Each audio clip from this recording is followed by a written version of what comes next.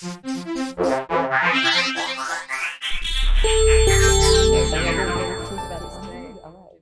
99. 99 from Philly. Yeah, this is the worst year I've had in Los Angeles on every level. Relationship, financial, bad luck, car crash, brother-in-law died. So this is like the come up. Like 2022 is your shitty year. Worst year ever. There was one other year I had. I think it was either 2012 or 2014. But it's like every year I've been in acting, I've had a commercial running, bringing me somewhere. Yeah. Or I was on a TV show. I have nothing. Well, I mean, I have spam, but it's on the internet. You have what? Spam. Oh. You need a fucking spam sandwich. Wait. I made a ton of money on it. Wait, really? Yeah. Is it rolling right now? It's running on the internet. Like it's Hulu on the or internet. something. Yeah. Is it good? I mean, all I'm doing is smashing a sandwich. You know, spam's from Minnesota, Hormel. Yeah, Hormel. Yeah. It's $1 billion company. I know. Since the evolution of spam, there's been no inflation on the cost of making it. It's cost 25 cents for fucking years. It's not that bad even. I don't hate it. I've never had spam. I mean, the funniest thing is I'll tell you this story too. Did we talk about the Cuba Gooding Jr. story and Burger King? No. So I feel like everyone in the town has a Cuba Gooding Jr. story, by the way. Well, for a while, and then he got in that trouble and went to London. He was in my gym, and he said he booked the Burger King commercial, when he was coming up. And he goes, there was like 780 Was Whoppers. This pre? Yeah, this is Oh, after. This is like he's before. This is okay. when he's coming up as a kid. Oh, okay. Yeah, he's auditioning for a Burger King commercial. Okay.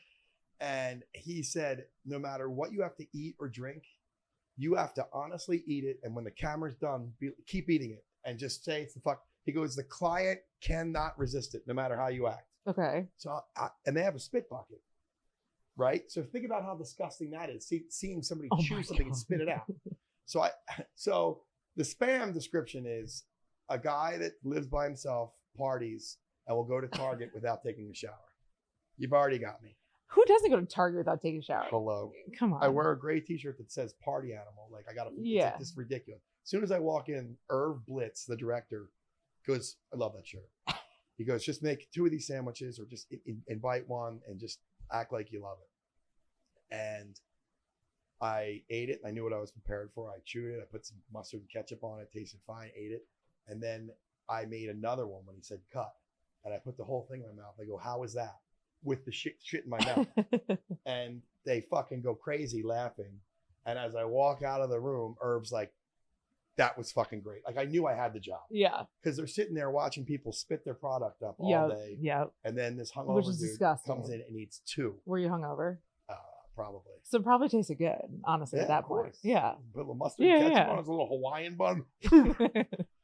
Salty sweet. And the funny thing is, it earned me a lot of money because they didn't run it for 2 years. So that meant they held it and they kept, and then when they had to run it, we had them over a barrel with the renegotiated contract. Oh. And it's still running now. How long has it been running? Fucking A. Like 5 or 6 years. No way.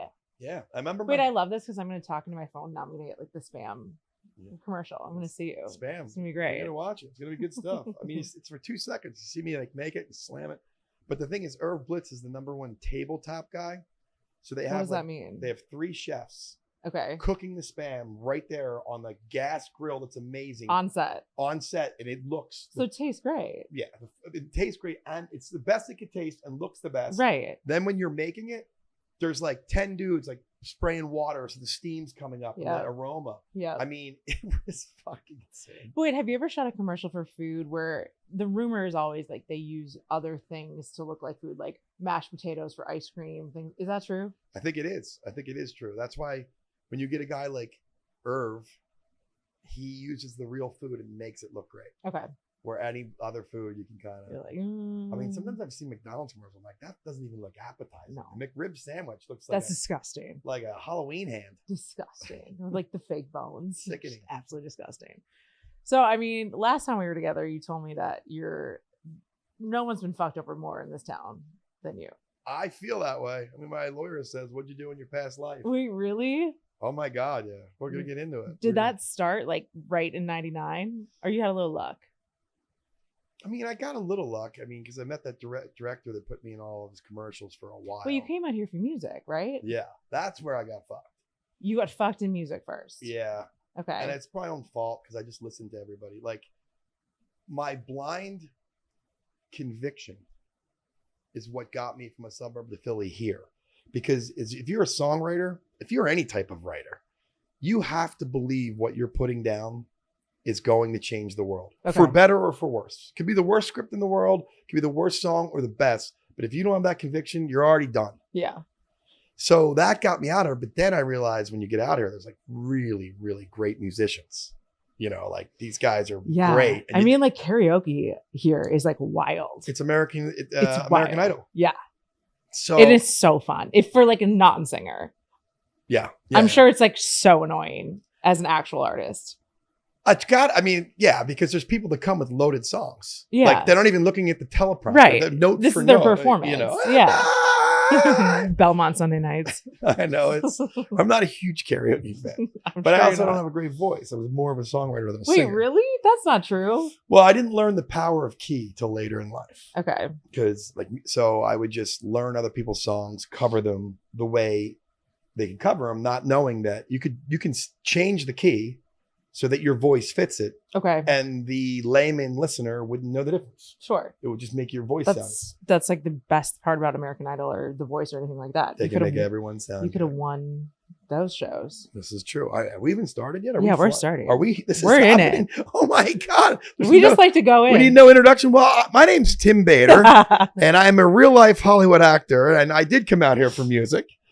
What do you want to hear? I keep you with the sneak attack. How do you feel about that? Well, I told you we are easily, we can communicate. Yeah. All right. So I get out here. The other thing is I was impulsive. My brother, Matt, moved out 9 months after I did. And we played. What did he come out here for?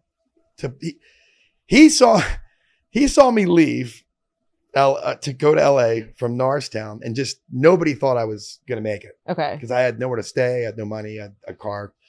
And I got a job, as fate would have it. And doing what? A travel agency for lack of. No way. Yeah. A music travel agency. Okay. So our biggest client was Turner Broadcasting.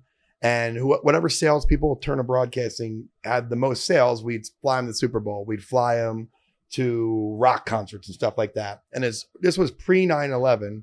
So getting on an airplane was really easy and cheap.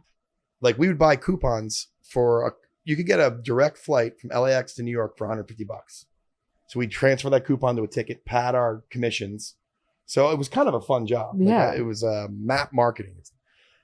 That sustained me. But when I moved home, my brother Matt was like, dude, you look like a totally different person. In a good way? Yeah. Your style.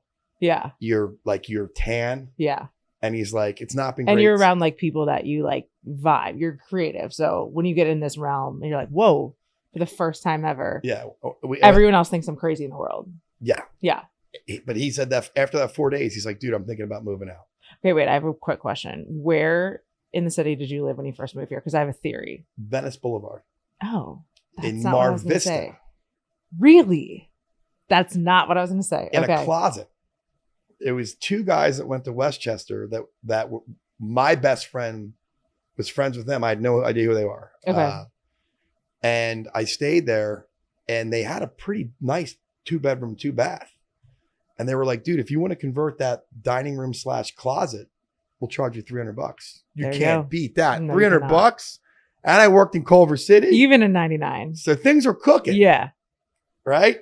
And then one of the girls at the travel agency said there's a rent control apartment that my roommate still is living there. He pays $1,200 for a 2-bedroom, 2-bath, south of Sunset and east of Doheny. Insane, right? Yeah, nuts. I got in there for like $850, got a roommate. Now I'm off and running. Insane. Insane in the memory. So always took acting lessons. Yeah. Like I was so green that I would think that maybe Steven Spielberg would see me in pavilions. Like, how green is that guy? But I mean, wasn't the rumor back in the day was that's what happened? Didn't Gisele Bündchen get spotted or discovered in a McDonald's? Maybe. And Pam Anderson in a Toronto, but we're talking about stunning women. Sure. You got an average charactery Philly guy, and Steven Spielberg is not buying his own groceries. So you're just like anywhere. Yeah. There's 15 assistants doing it. But, yeah. So I went to Van Mar Academy, $50 like for the month of class. And it was like, the funny thing was, it was informative because they would just teach you how to walk in a room and slate. And I didn't know any of this So stuff. you had never taken an acting class before this? Not really. Okay. Not really. Like dabbled maybe for fun when we had home cameras and Sure. stuff. So I kind of did learn a little bit, the fundamentals, because the interesting thing was nobody in the class could walk into the room the way that the director said. Just walk into the room, say your name, slate your profile. Don't do all this shit. Yeah. Yes. No one could take direction. So he was teaching us the whole time. You got to learn this part before you're going to get into a character. Yeah. You know, so I did that for a little while. I got the hang of it. And then I started booking commercials like pretty regularly because, I don't know, you just have a look for commercials, I guess. It was okay. And then how old were you? 22 when I got out. Okay. You know, and then I got in the union in 2002. And I did pretty well. I booked some big spots. But then I met this director, Matt, who like took me under his wing, and he was he was ascending. Mm-hmm. So he was working all the time. So all you had to do was get your at-bats. You know what I mean? He can't give you the job. You got to, you know, there's 90 clients and 90 ad people. But I had 7 years of like crushing it. That's why I have a pension. Like this is how, you know what I mean? But well, we'll cut back to music. Yeah. All right, sorry. I'm all over the place. No, I love it. Tim Bader is the name of the band, and they're like Master Bader, and I worked for Howard Stern, and people would show up and scream Master Bader. Wait, how did you get a job? What? How'd you get the job at Howard Stern? He was broadcasting out here live and was going to go to the Playboy Mansion at nighttime. So you guys know when you call Howard, you would never get through. The phone would never ring. So he has Heather Locklear on. He's talking about Heather Locklear's feet. So I'm doing the dishes. I call, Stuttering John answers. He goes, what do you want to talk to Howard about? I'm like, women's feet. He's like, what are you talking about? I'm like, I'm like a doctor of women's feet. And he's like, what? I'm like, evolution toe, hammer toe, lonely hanger, wing foot, monster foot, whatever. He goes, hold on, we're putting you right through. Hey, Howard Stern here. And you're the foot fetish guy, right? And I'm like, yeah. He's like, what do you beat off the women's feet all the time? I go, no. I just listen to you talk to Heather Locklear. She's a beautiful girl and a woman's foot is a sexy attribute. Don't paint me to be some psycho. And he's like, okay. So what is evolution toe? I go, it's when this girl's second toe is longer than the big toe. How do you know this? That's just bullshit. Okay. And he's like, he's what's thumbs up? I'm like, when a girl's foot's too big for open shoe and it looks like her big toe's giving you the thumbs up. At this point, they're fucking howling. And I go, Howard, I'm the only one that can judge women's feet at the Playboy Mansion. You said this on camera or on the phone. Okay. I go, I can judge a Playmate from head to toe. He's like, Gary, it's sold out. This guy has to come. We got to get him to the Playboy Mansion. Meanwhile, I don't know how to dress. I think I have gray slacks and like a turtleneck. I mean, I looked like a fucking freak, not even trying. So you wore a turtleneck to the Playboy Mansion? It was fucking cold. I mean, it was a fucking turtleneck. Anyway. You're like going in the grotto, like with your... Yeah, it's sickening. I mean, it's so gross. But Stuttering John comes over and goes, this is your camera operator, Isaac. E! Network's going to film you. And he goes, you have to go up to every girl, and no matter what their foot looks like, you have to bash it. And I go, I don't want to do that. No, he goes, what do you mean you don't want to do that? And then he tells Howard, like right there live. And Howard goes, then I'll kick you out of here. I go, okay, I'll do it. At the bar. And I just start bullshitting on these girls' feet. And the crazy thing is, I've seen them all naked in Playboy. You know, I have a subscription. I mean, and these women are stunning. What are they saying? And she's like, what are you saying about my feet? They were so defensive. Okay. And I mean, I wanted to say, like, you're like the hottest woman on earth. Who gives a shit about your feet? But they went crazy for it. And then how I got my agent was my neighbor is still my hosting agent. I think you guys met Paul maybe. He goes, get that tape from Howard Stern. And E! Network edited it as if I was a correspondent and knew what I was doing. Okay. And Paul actually got me a reality show called The Messengers, where I was the host. We talked about that. Yeah. So I got lucky. It's tricky. You get lucky to get that to happen, but then you get the Messengers and you lose your band's tour. And the Messengers is the creepiest show of 2006, according to Time magazine, with all the best intentions. Do you see the yin and the yang of my life here? You like trip up to then fall back. Correct. Yes. Yeah. It's really, really tough. And here's the biggest thing ever. I dated a girl from Philadelphia when I first got out here, and I was Eddie the Sparklets guy. Sparklets water. Yep. And the reason why that commercial was so big was because Sparklets would sublease to all these other local waters like Arrow or Springfield or whatever. So it's like they would run your commercial nationally, and it was a 1-minute spot. And I made a ton of money on it. And the ad people were like, dude, they want you to be Eddie the Sparklets person. You're going to be part of a brand. My girl at the time's like, because we're at this ad people's house partying. She's like, I think this is going to change your life. And I'm like, what? Just to fucking do a couple commercials? She's like, I'm serious. So the guy comes over and is like, dude, this is going to change your life. I go, what do you mean? It's like $500,000 a year at least. I'm like, what? So Allison and I go home. We're not so happy about it. Monday, the ad people get fired. So that was it. Eddie's done. And no one, they don't follow up. Like, well, the guy said, hey, I hate to tell you this, man. We lost Sparklets, so that means you're not getting the gig. But like the next agency is not like, hey, this guy was great, because they need to bring their whole new creative direction. Old regime. Right. Which takes me to A&M Records. Okay. So the worst reality show with the best intentions via Time magazine, you chose that over like continuing your career in music. Well, which was like your first love. Yes. But I don't like touring. Right. And it was a shitty tour because it was like you're playing in front of 50 people at 10 o'clock on a Wednesday, and I was funding it. So I can either take $60,000 for 3 weeks of work or spend $10,000 to $15,000 funding a tour. I had to take them 100%. And I did. Yeah. And maybe that changed the trajectory of my passion for music or what, because my manager left me at that point. He was one of the best music managers. He goes, touring's part of the gig, man. And I was like, wah. And you're probably like stuck on a tour bus, not fun. A van that you're driving. You're driving. Yeah, we're driving to like no-name clubs. Yeah. And it's like my brother and I like drinking. My drummer didn't like touring either. And then you're just in it the whole time, and you're doing shitty radio promos. Mm-hmm. You're seeing the same band every night. You can't really hang with them because you got to get to the next city.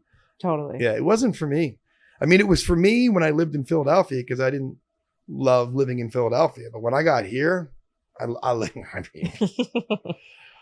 it here. That's the dream job. Yeah. Get a television show that's a hit, and you're films Monday through Friday. Yeah, fifth on the call sheet. Yep. 6 months out of the year, I mean, I would love to be catchphrase Timmy. Just like slide in and say like, "Where are my slacks?" That's it. All right, you got anyone want to go to Chili's? I mean, I'm not trying to set this world on fire. Those days are trying to win an Oscar. No, I just want to make some money. Yeah. Bet my little horsies. Yeah. No, but the other music thing was A&M Records. Friday, we met with them, did some kind of a showcase, and we signed a short form deal with the two presidents. And we knew this guy, Tony Berg, was going to produce. So break down that type of thing, because am I right that they kind of give you like an upfront, this is what we're going to pay you, and then you pay it back in a sense. Recoup. Which is not even an English word. Okay. Like, it's made up by some cigar smoking I think record executive. Thing that like people don't understand. It's like they'll give you like, hey, we're going to give you $100,000, but then you're going to pay us back $100,000. And if you don't make $100,000, guess how much you owe me? $20,000 or whatever. Or they just drop you. They just write you off as a loss. Okay. Because the whole thing with the record deals back in the day is if you have one good artist, you can pay for 9 artists that don't succeed. Sure. But if you have a good attorney, I mean, this was $250,000, 2-album deal. Tony was going to produce the record. Okay. And then on Monday, the presidents got fired. so then I did audition for Matt Serletic from the band. It's not Soul Collector. Or Collective Soul. What do they say to you when they just show up? They're not interested. You play your heart out. Nobody cares. And they're like, sorry, that was the old guys. And then everyone in these corporate entities, like they have to make an impression as like the new people. So they're just, no. It's the worst. I mean, it's colder than I think the music industry, or at least for me, was colder because I wrote the songs. Right. So if they didn't like it, I couldn't not take it personally. It's like your heart. Yeah, even though it's a business, I get it. Sure. Acting, I go in, I read somebody else's script. If I'm not right for it, then so be it. Right. You know, great script, maybe not a great script, but whatever. It doesn't sting. Yeah. You know, as badly. So, you know, here we are, landing a couple commercials, and I'm like, this is my gig. I'm vested in the guild, SAG-AFTRA. And really the only thing I could complain about up into COVID was there was a lot more non-union jobs. Okay. You know, but people were still watching TV and union was still working. You could book, if you book 1 or 4 commercials a year, you're killing. Right. And then you're getting like TV show appearances here and there. I would assume. Yeah. It was like good. COVID hit, shut everything down. Non-union got stronger because what did you do during COVID? Drank a lot. I mean, my drinking went through the roof. At home? No, I would go to bars. I got COVID 5 times. Yeah. I mean, I would 5 times? Yeah. Oh my God. How's that even possible? First time I got it in Arizona. Yeah, that checks out. I was really in bad shape. The other 4 times, it was more like a cold or Z-Pack knocked it out. Oh my cough God. Syrup. I might have had it Monday. Who knows? It's fine. I've had it multiple times too. I feel a lot better. I don't care. But no, the COVID, I think all of us in the world are suffering from some trauma from that pandemic. Because I know my patience is not what it used to be. I get depressed, which I never got depressed. And I just get anxiety. And I don't think people can communicate either. Yeah. I've noticed that with like dating. That's weird. Like people can't like talk to people. Well, how old are the people you're dating? 30s. You'd think they could, but I guess I kind of get it. Shit's changed. And then the phone, just on the phone. Yeah. Yeah. Like no one will go up to people in bars anymore. Yeah. I do. It's a thing. I won't listen. I've been run over by all my girlfriends that unless it falls into my lap, I'm not even putting the vibes out there. If you can imagine that. And you can't believe how many fish have jumped in the barrel just because I'm not on the phone. Oh, yeah. You know, just a charming Carmen, like, hey, what are you doing? Oh, that's cool. Come over here, have some beers. And a couple of beers later, like, hey, what do you do? I'm like, I'm a real life Hollywood actor. I'm a real life Hollywood actor. Well, you have to say it. I stole it from a real life Hollywood director because if I go, I'm an actor, they go, what else do you do? Because no one assumes that they don't know who you are. Got it. So that's like what someone would consider when you're like, oh, I'm a working actor. Like, that's my job. Yeah, that's my job. Like I that's have what insurance on it. Yeah. I have a pension. Right. It's exciting. But dude, how does that feel when people are like, what else do you do? Is that why you say? Yeah, I had to put the kibosh on that. Yeah. What else do you do? I sell shoes. Cool. What? But now so we're at the pandemic. So I came out of it for music. Plus it's a young man's game. 35, I was in a band that was probably had the best chance of making it because the chemistry was good. With your brother or different? My brother was still in it. Okay. I had 2 Daves, drummer Dave and guitar player Dave. And it would just worked. I wouldn't even say that we were best friends. We were friends, like, you know, we'd hang out. But just the chemistry. Everybody knew their role in the band. And I was still writing some good songs at that point. And did you release like a full album or? I think we did 2 EPs. Okay. You can get them on Spotify or something like that. The name of that band was the Checkout Girls, which I love. The Checkout Girls? Yeah, 4 white dudes with Checkout Girls. Beep, beep. A lot of people didn't like it. Where did that come from? Because Matt and I worked at a supermarket. Growing up? Yeah. Which one? Gennardi's. Gennardi's. That sounds like such a Philly. Oh, big time. Oh, man. In the checkout, or were you guys like the I was a bagger. Meat guys? I was a butcher at some point. So I worked in the deli and the bakery and all. I don't even know why we picked the name. It had a good ring to it. But I mean, we haven't talked about this, but you're one of what, 8? 8 kids. Yeah. Yep. I got my sister and then 7 boys. Shut up. She's the queen bee. Oh, man. It's bonkers, right? Did she get married? Yeah, she got married, 4 kids. How the hell did she get married with 7 brothers? Like, well, the craziest thing is, I mean, I don't want to bring it down her. She just lost her husband to ALS, but she was the oldest. So Bob, I knew him when I was 7. So he was kind of always like a brother. Another brother. Anyway, like my brother Matt knew him since he was 11. I mean, he's been a part of my life forever. Wow. And he was like insanely patient and mellow and cool, which was the opposite of my sister and the other savages in my fucking family. Yeah, I think you have to be. It kind of worked, but that was another thing about this year, another big loss, you know, like someone totaled my car, lost my brother-in-law. I'm single. You remember, I was dating a girl for 7 years. She was going to move in and I was going to get sober. Well, you've both seen that is not the way I'm living 2022. I mean, I'm like drunker than Johnny Depp, you know? But COVID, back to your question, because now we're kind of bringing this all in. Social media became more relevant and it dominated commercials because now everyone's looking at their phones and making their own videos, and big time actors like Courtney Cox is interested in doing something like this. Yeah. And now it becomes, there's no shame in making money. Well, then in the beginning too, wasn't it this weird, is it union? Is it non-union? So all these non-union people did get a lot of opportunity, but then the union was like, oh, fuck this. Like, y'all can't do this. Yeah. They're trying, but it's just too tough. Yeah. You know, they can buy out big celebrities too, you know? I mean, the actors like Clooney's, there's a lot of them that are pro SAG and Guild. And if they do a commercial, it will be SAG and they'll say get 2 lay people to be in the spot. Okay. You know, which is something. It's a step in the right direction.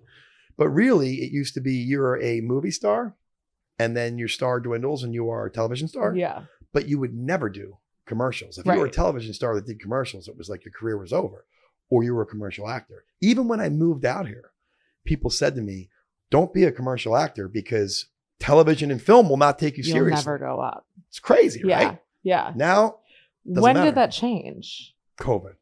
That's it? COVID? Yeah, because everything shut down and it wasn't happening before. Not really. Because remember the Super Bowl that was like, I want to say this is like 4 or 5 Super Bowls ago. And it was a big deal that like they had cast so many like true movie stars in Super Bowl commercials because all the commercial actors were like, fuck you, this is where I make my money for the year. Yeah, you're right. I mean, the Super Bowl, you could kind of have a leeway because it was the Super Bowl. But this year's Super Bowl, every commercial was star-studded. So COVID was what, 3 years ago? Yeah. Let's say more or less 3 to 5 years ago, that sentiment started to happen with actors. Yeah. Let's just make money. Like Sam Jackson, budgets Jen Garner. Increase on the advertising side?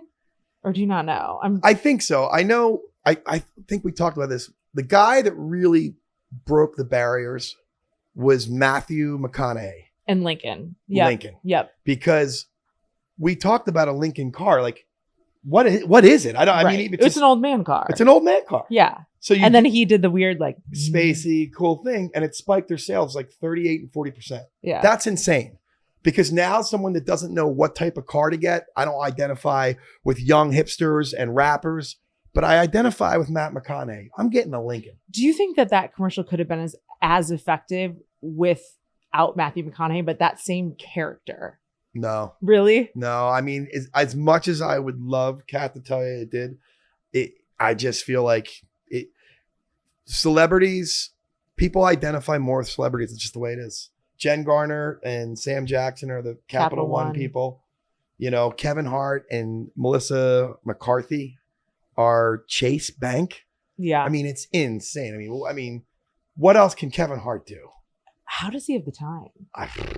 Well, that's the whole thing. Oprah wanted to be like the richest woman in the world, like billionaire.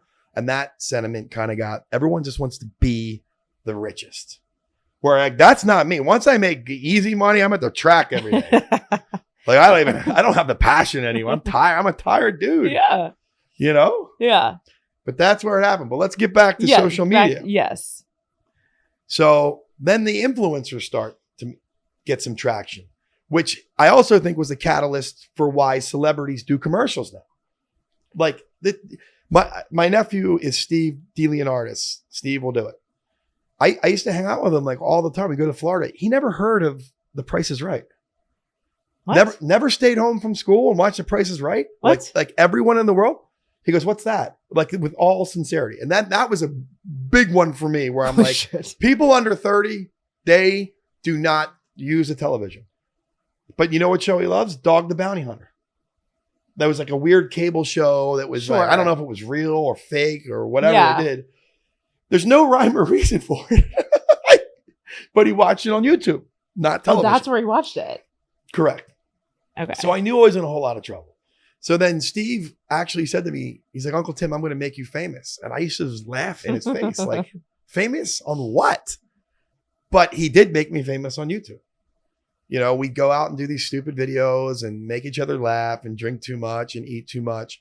And then when he posts a video, I will get stopped 6 times a day by kids. Can I, yo, Uncle Tim?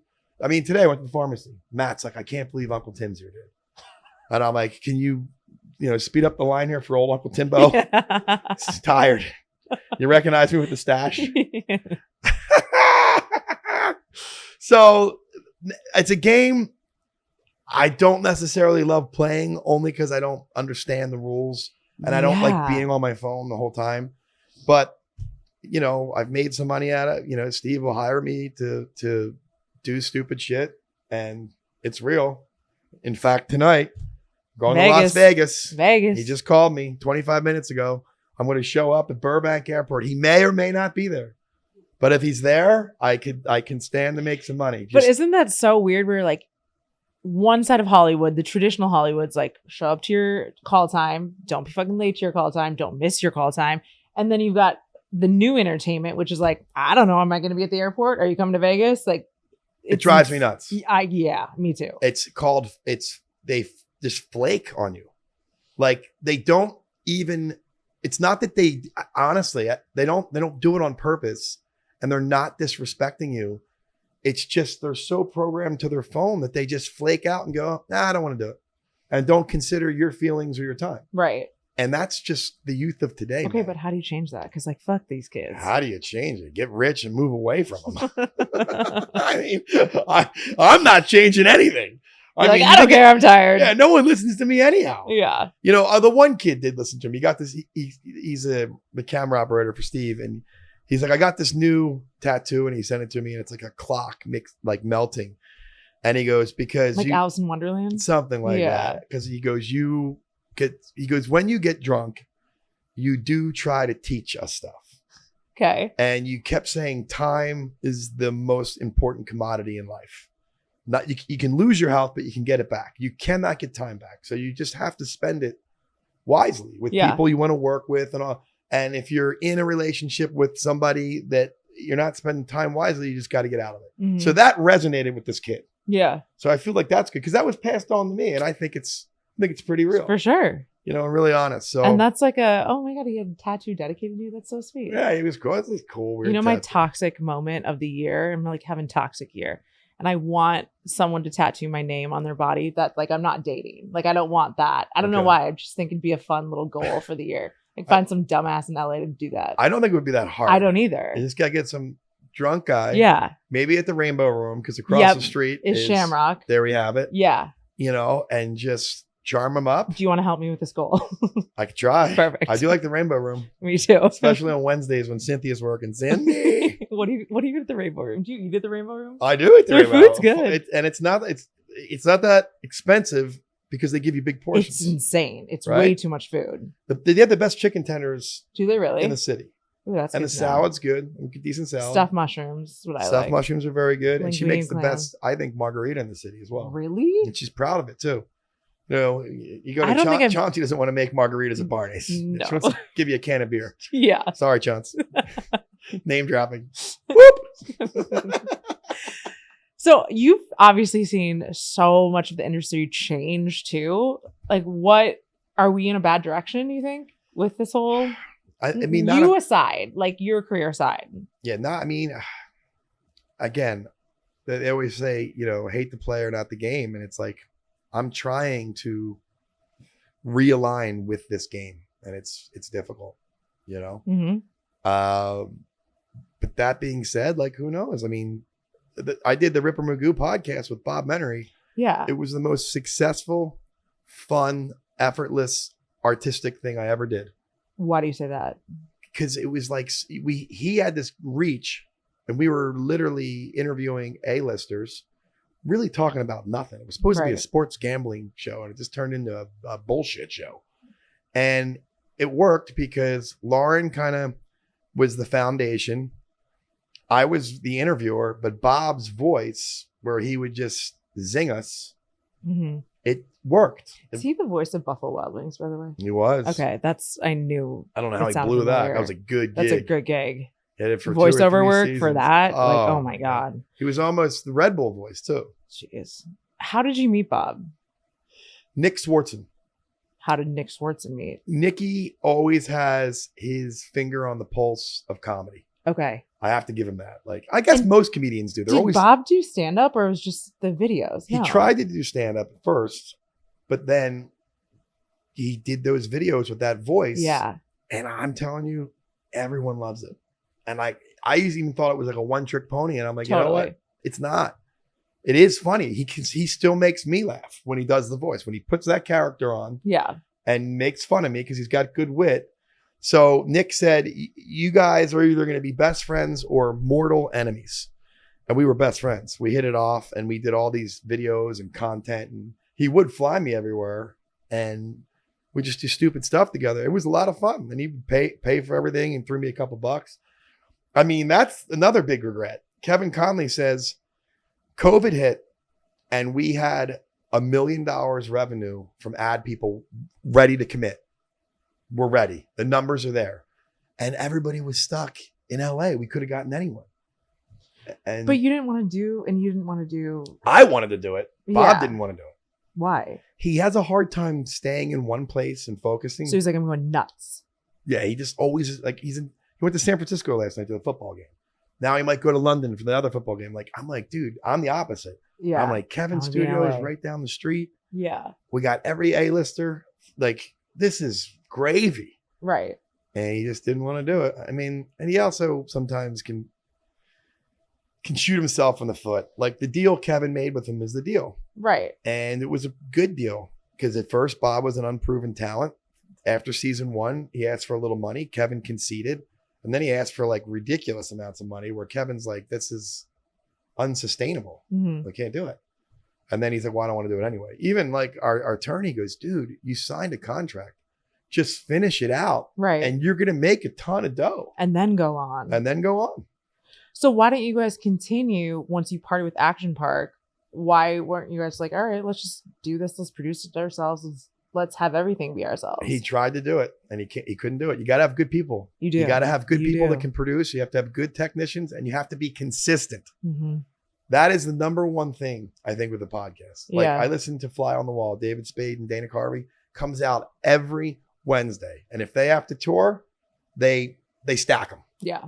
You know, and if something happens in light of like the time, you know, I forget what Chris Rock got slapped at the Academy Awards. They will say, hey, we shot this, you know, before this happened, but we have to say, hey, Chris Rock's our buddy, whatever. I mean, it's perfect. I mean, it's also, they shoot it at Dave's house. So Dave's like, I mean. Let's say, but like, again. Pretty easy. Dana and David are like old school Hollywood. They have that regimen where you've got new school that's like, I don't want to today. Like, Yeah. Yes. But I think Bob's my age. Yeah, I think so. I don't know why. For the love of it. Again, it's just the story of falling up. Like that's the name of this episode. Falling up. Just so you can land back where you were. Yep. That is that. I'm going to steal falling up from you. I'm always falling up. It. As long as you leave the come up alone. Okay. Yeah. I'll leave that. Falling up on the come up. That's fine. Falling up on the come up. Because who knows? I'm falling up to something tonight. Yeah. Going to Vegas. Going to Vegas. If I can come back with any money, I have to really stay focused. I have to not get crazy. I hope we shoot videos. I go, we got to shoot videos. It's like, we're just going to fuck around. I'm like, yeah, boy. Yeah. What's your vice? What's the thing that'll tip you over? I mean, that city owns me. I mean, the oxygen alone, there's no windows. You ever see those old cartoons where like a cartoon character would come in and his head would turn into a lollipop and it would say sucker? Yeah. That's what I turn into. Because you feel good. And it's like, and you're going to Vegas just in this, right? Yep, like still you're sweaty. You're not changing. No fucking way. Not packing a bag. There's a part of me that wants to just drive over there and not get on the flight. Why? Because it's just like, I can't be super hungover tomorrow. Sure. I don't want to be super violently hungover. Yeah, but That's what I'm saying. You're like going to be contained. So how do you contain yourself? What's the vice? I don't know. Is there an alcohol? Is there like stay away from the gin? They're going to make me do shots of tequila and drink beer. I know that. Okay. Plus, I'm usually in bed at like 5, 6, or 7 o'clock. These guys are going to want to go out at 11. I'm like, if what? they do this stuff, why don't they just hire like IV doctors to come in? And They do. Oh, okay. Well, they do all that All crazy right. stuff. I'm nervous. I'm actually nervous about this. I'm not even excited. You want to bring us? We'll be your babysitters. I would love it. We could film it, but who knows? I don't know if he's even going to be there. I mean, who knows? He's like, get the JSX at Burbank, 625. I'm like, huh? I hope it's Burbank and not LAX. Burbank, I can zip over there. I mean, it's in theory, they're both exact mileage away from my place. But for whatever reason, getting over to Burbank's because you can take the canyon and you just pop zip over. over. I mean, I don't know. I think we've covered everything. That's where I'm at in my life right now. I hope that I can get another 10 years of in-person commercials, or at least I can get the hang of Zoom commercials and stuff. I have to believe that I'm not going to break in TV. You still have more fallings upstairs to do. What do you mean? You can break into TV. I mean, I could be like... You're like the perfect age range for like a character actor. I don't know. I mean... on a TV show. We're going to find out. We're going to find out. I'm going to get I'm supposed to get new headshots Thursday or Friday. And then Who shoots your headshots? I can't get anybody right now, but I refuse to pay money for them because it's like, I got a girl for free. All right. I got you. We're going to talk. Yeah. If I get back tomorrow and I'm put together. All right. Then I'll go to her. Yeah. She's good. But the thing is, at my stage, like right now, no filters. Just get a candid shot of me. That's all we need, because the ones I got now are a little glamorous and they're working against me. And I did get them like 5, 7 years ago. There you go. They're like, that's not that guy. Yeah, I know. And I have a mustache now. Yeah. I mean, how weird do I look now? I shaved everything else. Is the stash staying? I don't know. Oh, I'm going to take one headshot with the stash and then shave it there. Yeah. Because why is the mustache back right now? Do you know why? Why? Ted Lasso changed everything. Oh. Changed everything. It's like anyone that's watched that show, it's what America needs. It's a heartwarming, it's so nice, beautiful show. You're touched, and sometimes it gets a little, gratuitous and over the top, but for the most part, it's great. And how do you not love that guy, Jason Sudeikis? Watch TV and watch commercials. Stash Man is going to be here for a while. As long as Ted Lasso's taking down the Emmys, it's Timmy Stashman, Tim the Foot Fetish Guy, and Timmy Stashland. Do you like being called Timmy Bounceback, or is it just? I don't mind it because I didn't create it. Sure. Saquon Barkley did, and then his manager just smashed it into us. But it's a cool nickname because I can bounce back. I get drunk and I'm at the gym in the morning boxing and work hard, play hard mentality. But the word gets used in every interview or ESPN show ever. Like you can count in every show it bounce back said at least 6 or 12 times. Okay. But that's the memory world. Right. Like Ryan Phillippe calls me bounce back. I don't even think he knows my last name. You right? I don't think he does. Does he know your first name? Maybe not. So it's like, bounce back. What's up, man? I'm like, oh, what's happening, man? and then the Steve Will Do It guys call me Uncle Tim. Okay. And I am really an Uncle Tim. I have 14 or 15 nieces and nephews. So that one I'm used to. I mean, when I was younger, I'd be like easy with the uncle, but I don't know. Why not? I don't want to scare the chicks away. At least you're not like Grandpa Tim. It was one of my greatest lines of all time that we flew to Cabo. Steve has his private jet, 30 passenger private jet. We're flying out of John Wayne Airport to Cabo to stay at Nobu. Jesus. I have my own room with a pool. And there's all What is this life? These He's chicks. like 24. Yeah. Well, at this point, he's like 22. And he's like, oh, this is my uncle. He's smoking a cigarette. And I have a t-shirt on that says Dad of the Year. And he's like, I go, you smoking again? He's like, yeah. I'm like, no one likes a quitter. He starts laughing. He's like, it's Uncle Tim. I go, any of you girls have dad issues? Oh, God. Let's talk about it. I got a pool. I have a pool.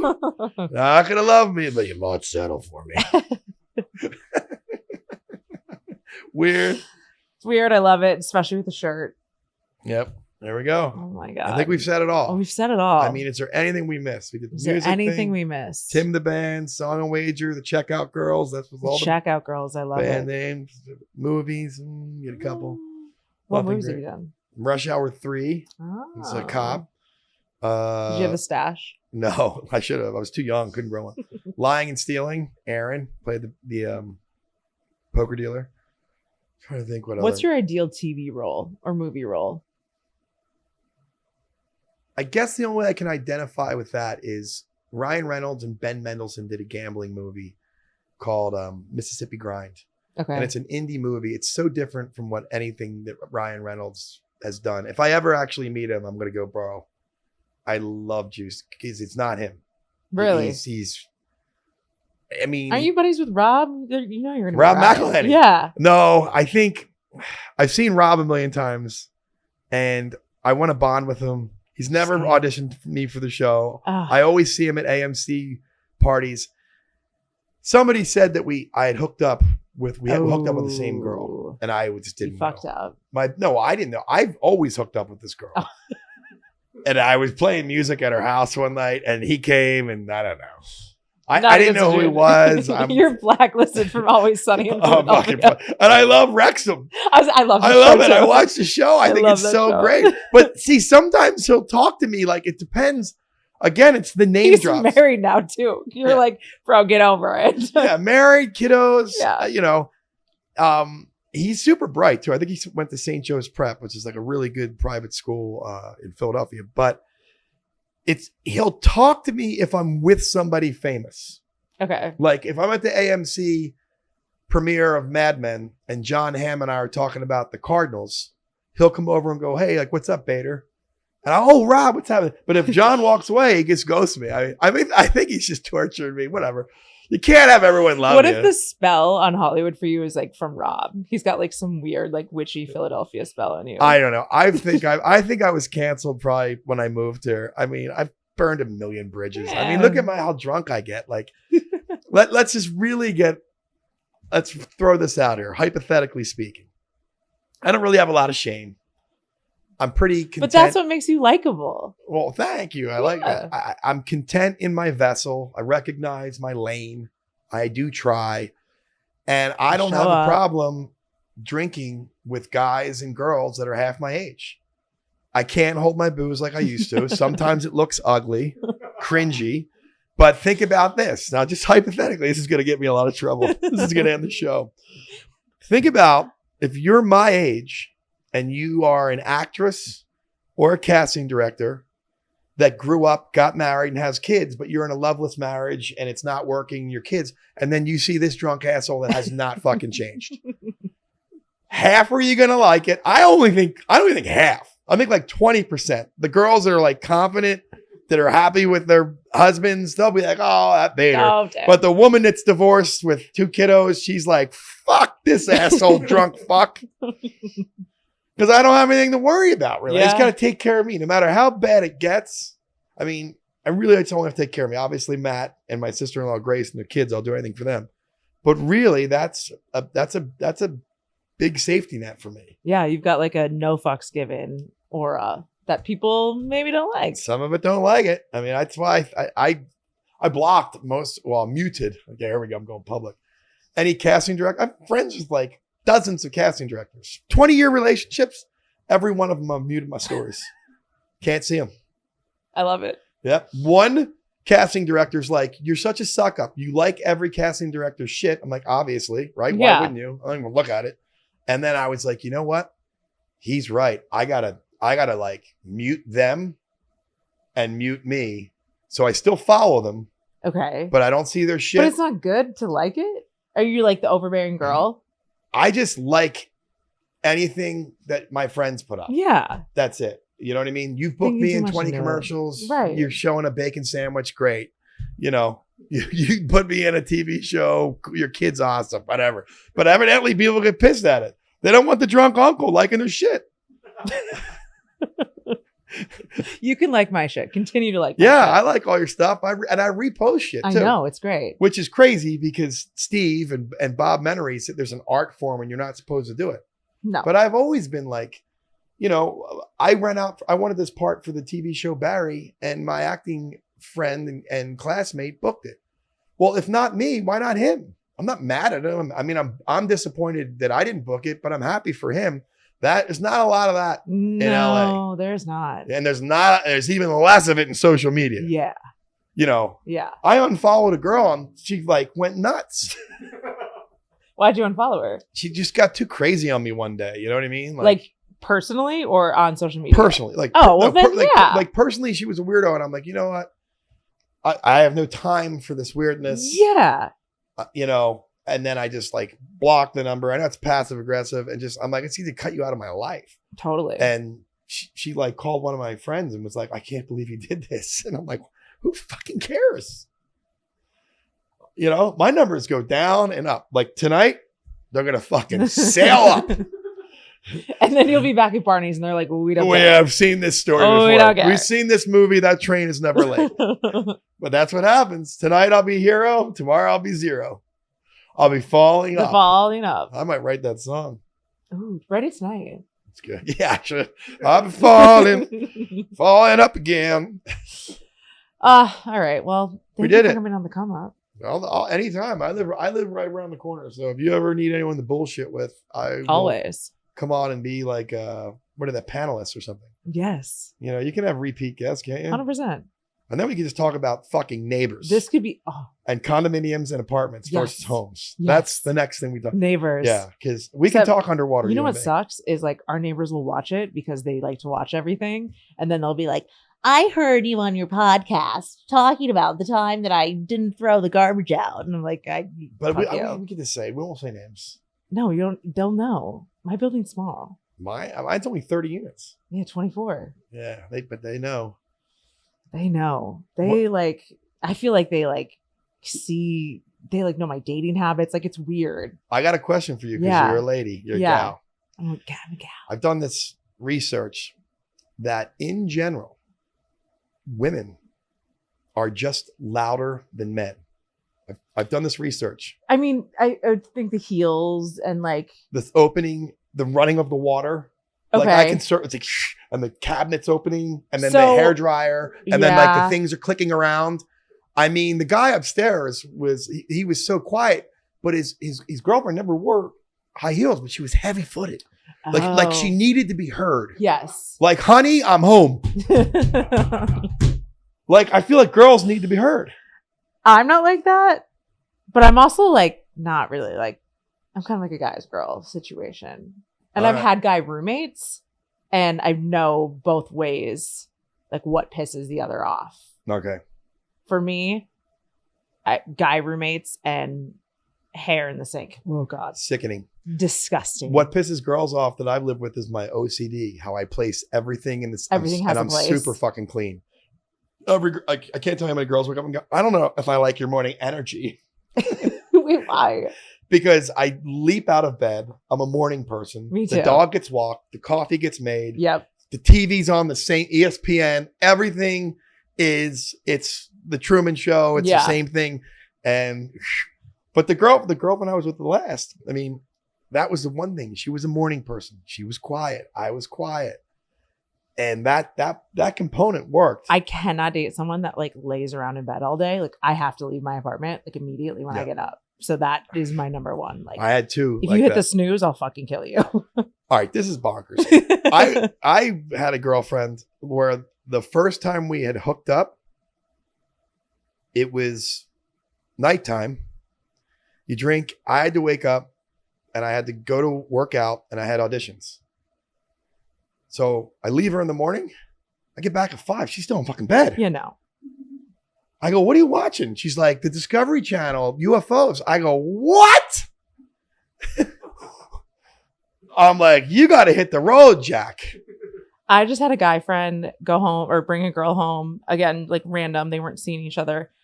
And it was like a Thursday. So the next day was Friday. He had to work. He works from home. And he texts me. He's like, yo, I don't know what to do, but this girl is like at my apartment still. It's 2:00 in the afternoon. Like, what is she doing? She's like, I don't know. Like, I like DoorDashed food because I don't know. She won't leave. Like, I don't know what the fuck to do. Girls, actually, girls and guys, when you sleep in someone else's place, get out of there as soon as you can in the morning, and the other person will love you more for it.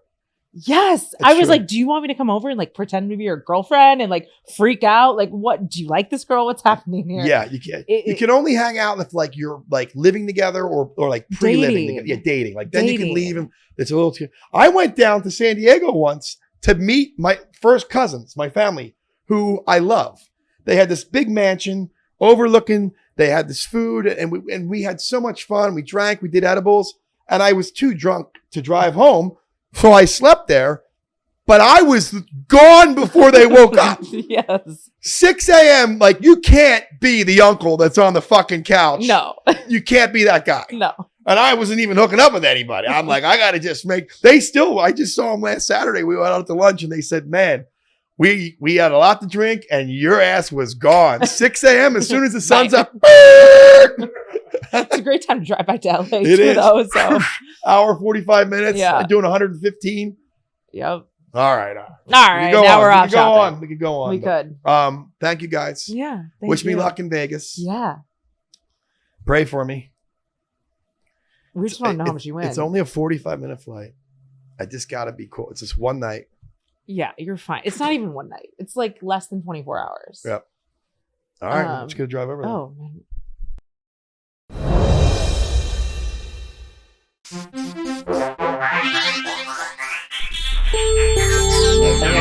Talk about this today. We won't do but like